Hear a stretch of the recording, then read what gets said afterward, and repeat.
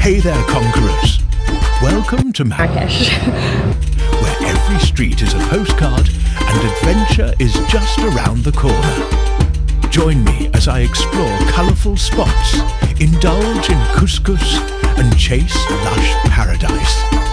Get ready for unforgettable Marrakesh moments that will steal your heart.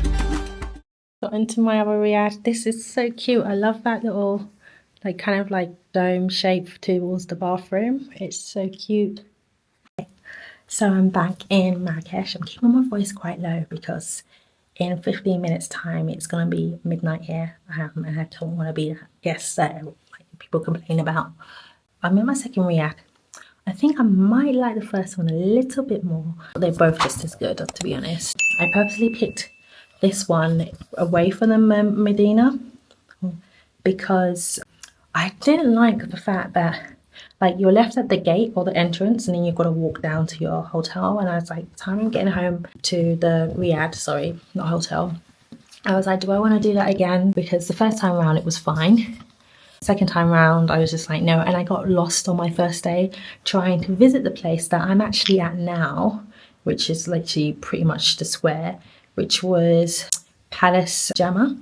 I think that's Palace. Let me just double check this because I don't want to embarrass myself. So I purposely picked my Riad near this area because I knew that it was the spot I was trying to get to on the first day, and I just basically got lost in my last Riad because it is a maze and sometimes you get through roads and stuff and there's no way. It's just blocked. So yeah, it was Palace Jemaa el-Fnaa is where I was trying to go, and now I'm only 5 minutes walk from there, which is so good. And then also I purposely picked something that was a bit more on the main street because of what happened on the first day. And it was so funny, taxi drivers must make a fortune here because when you get lost, I remember that day because I was on a time limit because I had to catch a train to Casablanca. I ended up getting a taxi, which was ridiculous because it was only a 5 minutes ride. But taxi drivers must make a lot of money because I was going in a maze for a good hour and I was just like, okay, this is ridiculous. It shouldn't take me this long.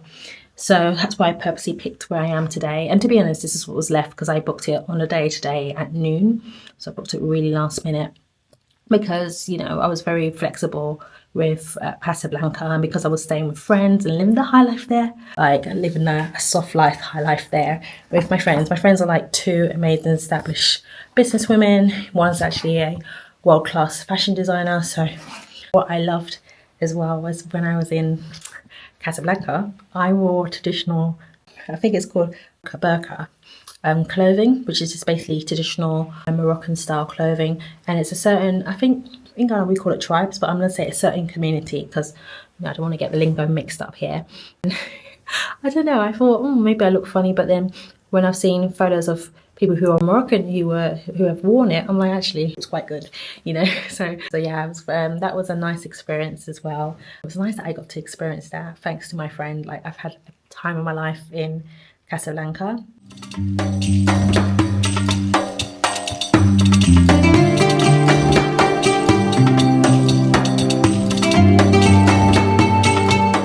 You're probably wondering why this Riad's name is a mystery. The staff was lovely, but our little conqueror faced odd moments, like getting locked out for 30 minutes on her last day because the owner was sleeping. Oh dear.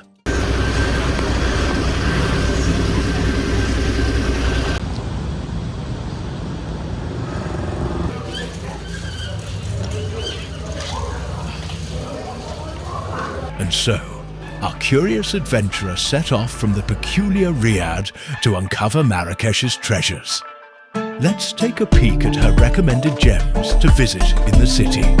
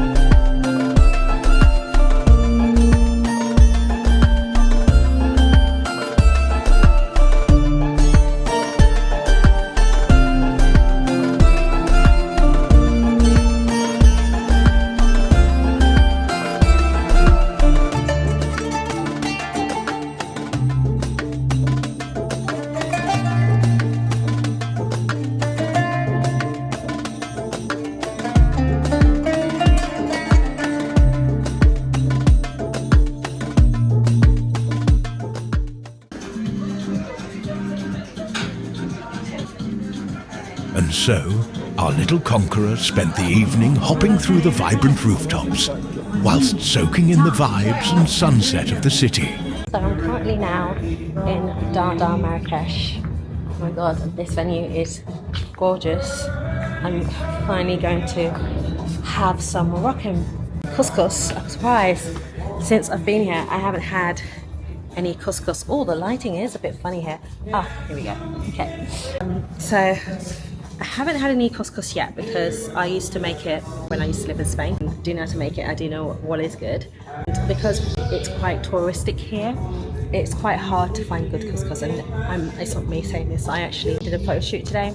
Oh, before I forget, here's a peek at our little conqueror's shoot.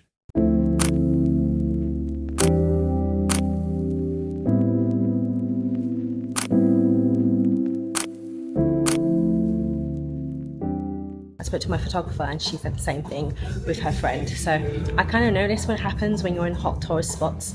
It's quite hard to get the best of the best, especially me knowing to cook it. And I learned from my Moroccan friends, so like I know what good couscous should taste like. But I'm looking forward to having it now. And this venue is so nice. It's really lovely because it's on the Medina and you can hear the snake charmers playing the music and everything. But if you want to like also have a quiet spot, there's this like amazing lounge. Let me show you the lounge. Look how insane this lounge is. It's so gorgeous. So yeah, so my time in Marrakesh has been really good, but funny enough, I actually prefer Casablanca more. I'm like, very shocking. And the reason why is because it's less busy. Like the hustle and bustle, don't get me wrong, it's still city, but it's not like nowhere like Marrakesh. And also when I was going to Souk there, it's so much easier. Like it wasn't like I went to one of the oldest neighborhoods in Casablanca and it was more like street shops than like a row of souks, so it was easier to buy stuff. And also I had my Moroccan friend with me, so I didn't have to negotiate anything, so I now got everything for a bargain at the right price. So I think that's why I haven't attempted to buy anything yet from the souks, but I've been stopped every minute since I've been here. What she really means is she's got a charming fan club of admirers.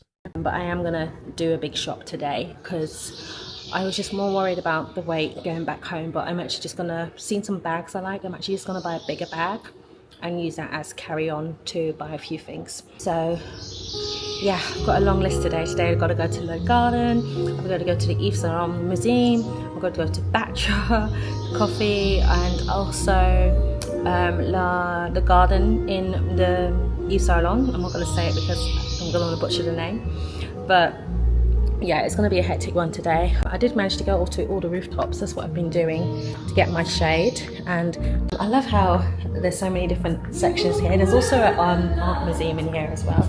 Gallery, sorry. So just moving back to my spot near the Medina. It's actually quieter now. The reason why I moved is because it was quite loud, even though I have my mic on. But the snake charmers have stopped playing, funny enough. I don't know why. I don't know if it's because it's lunchtime, but they're starting again. I don't know if you can hear in the background. And that's pretty much me. I did want to go to one of the beach kind of pool restaurants in the areas, but I don't think I'm going to have enough time on this trip, sadly. But for next time, because I know I'm going to be back because I have some Moroccan friends here. As a solo female traveller this time round, I found it okay. I mean, although I'm travelling solo, I did come to see friends, so it doesn't really feel like I'm that solo, but they're in Casablanca. I would say if you're coming to here as a solo traveller as a female, because I've heard like everyone saying, you know, as a female you've got to be extra cautious when you come here. So I wouldn't recommend it as a first time destination for solo travelling, definitely not. I've been solo travelling for a good 10 years, over a decade. So like I would say you have to be a seasoned solo traveller to do that. Also, one thing I've noticed is the weather's extremely hot. So someone did tell me that the temperatures that they put out there through, you know, the weather, I don't know what you call the weather system, is actually probably not true, and the temperatures are actually higher than what they say. The reason why they don't really put the real temperatures is because they don't want to scare tourists. And even when I went to Casablanca, everyone kept us saying it's like, even for them as Moroccans, it's just too hot. It is May here, you know, end of May now, first week of June, but like I'm surprised how hot it is, because considering this is not peak summer yet. And what I should have done, because it was like only a week between Turkey and Turkish trip, and with Turkey, I wasn't travelling by myself. We went to see friends as well, but I would have swapped it around because the temperatures in Turkey weren't high enough for me. Apart from Cappadocia, actually, I think we went the right time for that because that would have been too hot for me. And then I would have actually gone Marrakesh earlier because it is humid. And the first day, it said it was 37 degrees. I kid you not, it felt like it was over 40. Basically, avoid July all the way to September. Still come in October, November. And then I would say February and March and April will be fine. Finally having my first couscous in Morocco, in Marrakesh. Should have had it in Casablanca, but the day we went wasn't the day that they were serving couscous. And then it was the place that was supposed to serve the best couscous in Casablanca, but I think due to timing or day or something on the schedule, they weren't serving couscous that day. So I've come to Dada, Marrakesh to have some couscous, and it looks good. I'm just gonna wait for it to cool down because I am having hot food in piping hot weather as well. I'm so used to having bread with this. Where's the bread for me to use my hands?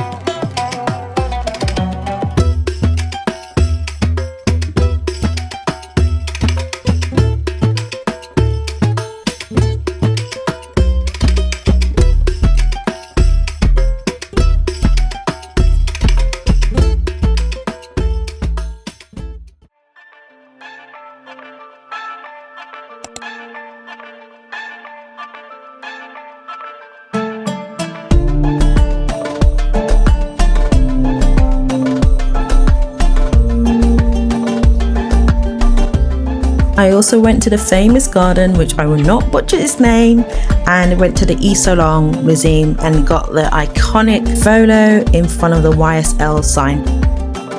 And here's a few tips if you're visiting the museum. First of all, tickets can now only be bought online, and you should actually buy the ticket a few days in advance, because if you try and buy in a day, it's very unlikely you'll have any tickets because they would have all been gone. Also, wear comfortable shoes because it is quite a walk. I ended the trip on a high by having dinner at this lovely jazz club, which is also a Riad. The dinner was just top notch, everything was amazing, the atmosphere, the vibe, and it's definitely a place I will come back and visit when I'm next in Marrakesh.